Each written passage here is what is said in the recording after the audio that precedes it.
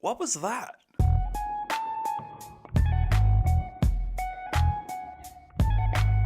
Hello everyone and welcome back to IMO Reviews. Today we are discussing Beau is Afraid, directed by Ari Aster and starring Joaquin Phoenix. An anxious man goes on a mind-bending adventure as he tries to visit his mother. This is easily the toughest film I've ever reviewed on so many levels. I have no idea what to say about this film or even how to say it. But we're going to try, and we're not going to give away any spoilers. Don't worry about that. I realise I've seen it early for the UK. I'll stay stum. But let's dive into the positives of Beau is Afraid. It is beautifully made. It's easily the best looking film I've seen all year. The camera work is inspired, the set design is top tier, as is the wardrobe and the makeup. It's incredibly unique and unapologetically out there, which I always love. I love films that say screw you to the rules and they try and do something new or they try to change the game, and Beau is Afraid definitely fits that category. Joaquin Phoenix offers a terrific performance. Of course he does, it's Joaquin Phoenix. But I must say, I don't think it's his best performance and I don't think it's a top 3 performance of his. But I think that's mostly down to the fact that this is a very hard performance to do. I imagine many fantastic actors looking at this material and stumbling and stalling over it. And that is where the true credit needs to go to Joaquin Phoenix, because he managed to make this work when many others would fail miserably. It is a good idea behind the film. It's certainly interesting and even enjoyable in some regard when you take in the surroundings and you pick up those smaller details, and I even enjoy the exploration of the idea, but it only goes so far. This really was a film of two halves for me. The first hour and a half, I absolutely loved. I was utterly gripped. I couldn't get enough. I was internally cheering, thinking, yes, we finally have our first 10 out of 10 for 2023. And it was almost literally after having that internal thought that the film completely and utterly nosedived and continued to do so until the end. Which brings us to the negatives. And you know where I'm going to start, because I always start here, and my god, is this film criminal for it. Pacing and runtime. This film is 3 hours long.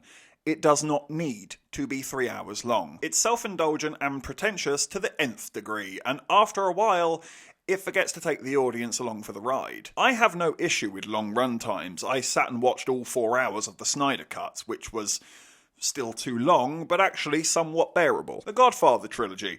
I've been known to do all 3 movies in one day, approaching, what would that be, 9 hours? And you know what? It's not a problem, because they're great films with great stories, interesting characters that reward you for paying attention and caring. The extended cuts of Lord of the Rings, heck, they are so well done. Those 3.5 hours of each film flies by. It feels like a breeze, and it is due to its high investment and its entertainment factor. Beau is Afraid, on the other hand, is pedestrian and slow and repetitive and artsy for the sake of being artsy. And the difference between these group of movies that I've just discussed is that the other movies care about the audience and they care if you're having a good time.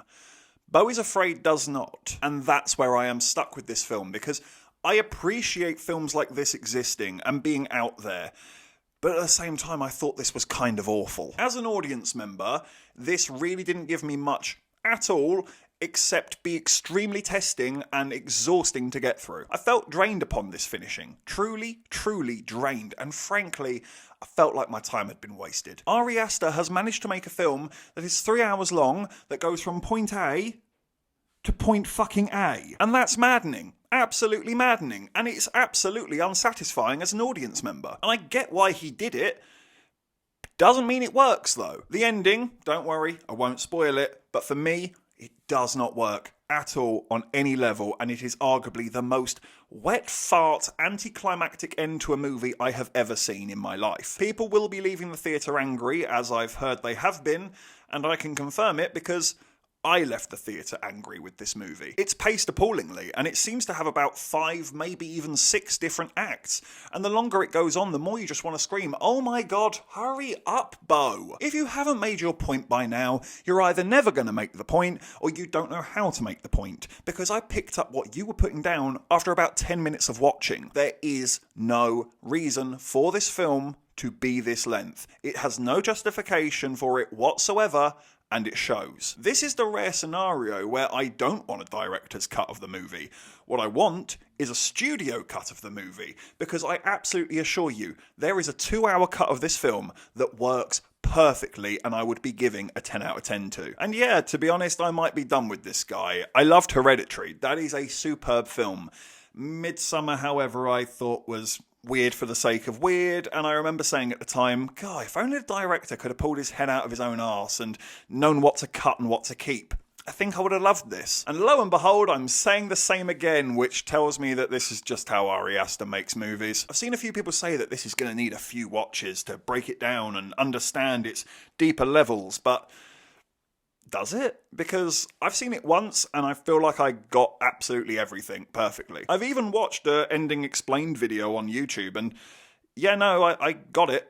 Everything they said in that video was pretty much what I took away myself. So I don't think it's anywhere near as smart or difficult or complicated to understand as it thinks it is. And strangely, this film is listed as a black comedy, and I don't know why. I can hand on heart say I didn't laugh once, maybe a smirk here and there. And it is such a shame because I wanted to love this film.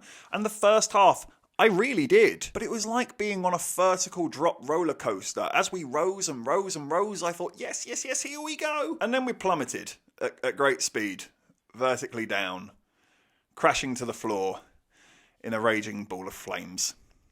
And that's Beau is Afraid. So I'm going to give Beau is Afraid a 5 out of 10. This is a film where you really do need to know your own taste. If you love A24, if you love long-winded think pieces, if you don't mind having very, very little payoff for your efforts, then dive straight in because you're going to love it. If any of those things seem like red flags to you, avoid it like the Black Plague because you'll want to throw yourself out of the nearest available window. I admire A24 for really going for it, being daring, trying something new, and I sincerely hope that they don't lose confidence in doing that because I personally think this film's going to fail and it's not going to make its money's back. I do sincerely pray to the gods and hope that I'm wrong, but I worry that this method of filmmaking is actually going to make things worse for other creators out there who are going to have even tighter parameters around them because nobody wants a Beau is Afraid. Thank you for watching this review. Please be sure to hit that like button and hit the subscribe button if you haven't already, and please do hit the comment section. Have you seen Beau is Afraid? What did you think about it? Let me know in the comments below. And of course, if you haven't had enough of this crazy ginger, well, you can always click on these suggested videos right here and get yourself lost in an IMO wormhole. But if not, take care, and I look forward to seeing you on the next review.